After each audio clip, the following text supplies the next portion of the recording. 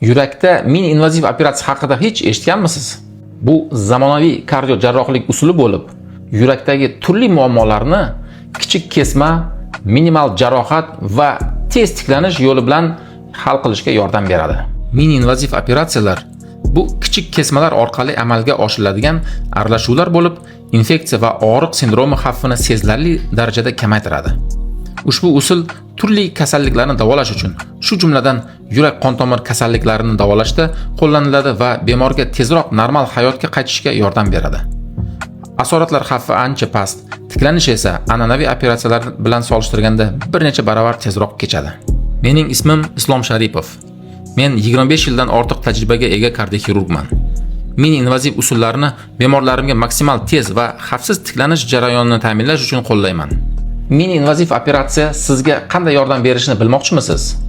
Konsultatsiyaga yozilish uchun o'zingizning nomeringizni qoldiring yoki bu nomerlarga telefon qiling.